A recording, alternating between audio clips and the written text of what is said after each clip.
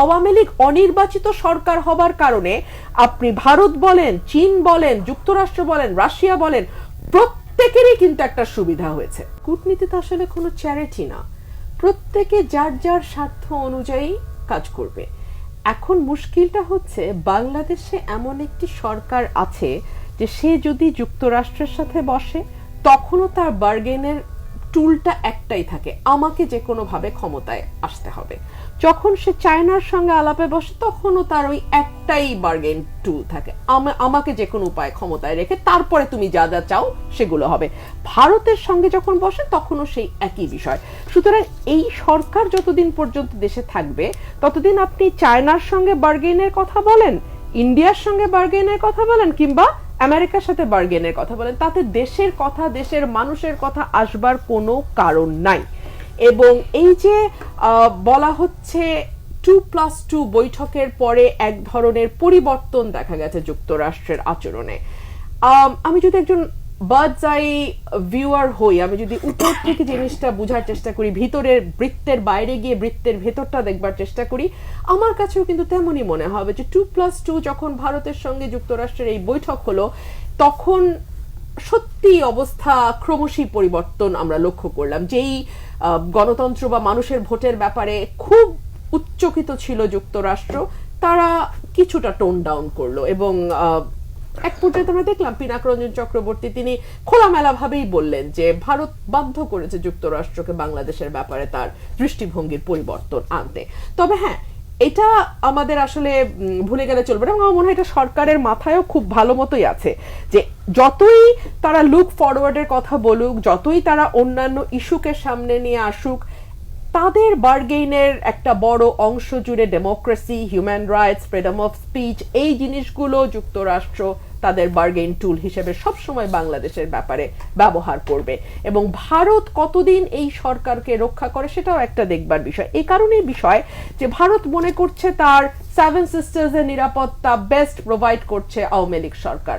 ভারত মনে করছে যে অন্যান্য যে ইস্যুগুলো নিয়ে এজিটেশন আছে দুটো দেশের মানুষের মধ্যে, Teesta for example, border killing for example, সেই বিষয়গুলোকে ধামা চাপা দিতে সবচেয়ে পারদর্শী সরকার বাংলাদেশের মাটিতে আসলে আওয়ামী লীগ। এবং আওয়ামী লীগ অনির্বাচিত সরকার হবার কারণে আপনি ভারত বলেন, চীন বলেন, যুক্তরাষ্ট্র বলেন, রাশিয়া বলেন, প্রত্যেকেরই কিন্তু একটা সুবিধা হয়েছে। সত্যি বলছি, এমনকি যুক্তরাষ্ট্রের বিরাট সুবিধা হয়েছে অনির্বাচিত হওয়ার ফলে। সুবিধাটা হচ্ছে এই যে এই সরকারকে দিয়ে আপনি যাচ্ছে তাই করিয়ে নিতে পারবেন এবং এই সরকারও যাচ্ছে তাই করতে প্রস্তুত থাকবে, কারণ এই সরকার জানে যে তাকে 5 বছর পর ভোটের জন্য মানুষের কাছে ফিরতে হবে না, তার গদিতে থাকতে হলে ভোটের প্রয়োজন নাই। সুতরাং এই জবাবদিহিতার যে জায়গাটা, মানুষের কাছে জবাব দেওয়ার যে বিষয়টা, সেটা কিন্তু স্পষ্ট, মানে এই সরকারের এই সমস্যাটা নাই।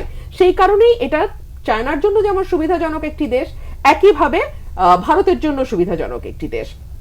ফর এক্সাম্পল, বাংলাদেশে যদি আজকে একটি নির্বাচিত সরকার থাকতো, আপনি কি মনে করেন প্রতি একদিন অন্তর অন্তর বর্ডারে যেভাবে মানুষ হত্যা হচ্ছে ভারত বাংলাদেশ বর্ডারে, এবং বিএসএফ এর গুলিতে যেভাবে লেথল ওয়েপন ইউজ করে তারা বাংলাদেশের মানুষ মারছে, নির্বাচিত সরকার যতই ভারত প্রেমী হোক তার পক্ষে কোনোভাবেই এই মিনমিনা প্রতিবাদ করে বিষয়টাকে ওভারলুক করা সম্ভব না। তিস্তার ব্যাপারটা, এই 14 সালে 14 পর্যন্ত তো একটা নির্বাচিত মোটা দাগে নির্বাচিত সরকার ছিল আওয়ামী লীগের, 8 থেকে 14। এই সময়টা কিন্তু এই প্রধানমন্ত্রী এই শেখ হাসিনাই বলেছিলেন যে আমি পানি না দিলে ট্রানজিট দেব না। পরে কি হলো? যদিও এটা বার্গেনের ক্ষেত্রে পানি আমাদের অধিকার, ট্রানজিটটা একটা সুবিধা, তারপরেও এইটুকু বার্গেন সরকার করেছিল। কিন্তু যখন দেখলো না তাকে আসলে বিনা ভোটে সংসদ দখল করতে হয়, রাষ্ট্র দখল মানে সরকার দখল করতে হয়, তাহলে তো আর এইসব আসলে পানির হিসাব কিংবা বর্ডারে কতজন মারা গেল সেই হিসাব কিংবা ধরেন বন্দর ব্যবহার করতে আমরা শুল্ক মাসুল সব বাদ দিয়ে দিলাম সেই হিসাব, এগুলো করলে তো আসলে ক্ষমতায় থাকা যাবে না। সুতরাং ক্ষমতায় থাকাটাই তার একমাত্র বার্গেন করার ক্ষেত্রে পরিণত হলো, যে কারণে দেখা যাচ্ছে যে বহু অপ্রয়োজনীয় প্রকল্প সে চীনের কাছ থেকে নিচ্ছে। হাজার হাজার কোটি টাকার এক একটা প্রকল্প, বিশ্বের সবচেয়ে ব্যয়বহুল রাস্তা, সবচেয়ে ব্যয়বহুল ফ্লাইওভার, সবচেয়ে ব্যয়বহুল সেতু, সবচেয়ে ব্যয়বহুল রেলপথ, সবচেয়ে ব্যয়বহুল মহাসড়ক বাংলাদেশে তৈরি হয়। এবং এই যে প্রজেক্টগুলো চীন টাকা দিচ্ছে এবং চীনের ইয়েটা তো হচ্ছে যে ব্ল্যাঙ্ক চেক তারা দিয়ে দিচ্ছে এবং অপ্রয়োজনীয় প্রকল্পে তারা ইনভেস্ট করছে। যখন আপনি সেই সুদ পরিশোধের সময়টা আসবে, যেটা পাটোয়ারি ভাই বলছিলেন, এবং এটা খুব বেশি দূরেও না, $5 বিলিয়ন সামনেই শুরু হবে, তখন আসলে বোঝা যাবে যে কি অবস্থাটা দাঁড়ায়। আমরা তো শ্রীলঙ্কার অবস্থা দেখেছি, তো এই অবস্থাগুলো আমাদের সামনে আছে এবং সরকার যে জানে না তাও না, কিন্তু তাকে এই সুবিধাগুলো অন্যান্য দেশকে দিতে হবে, কারণ তাদেরকে ক্ষমতায় থাকতে হবে।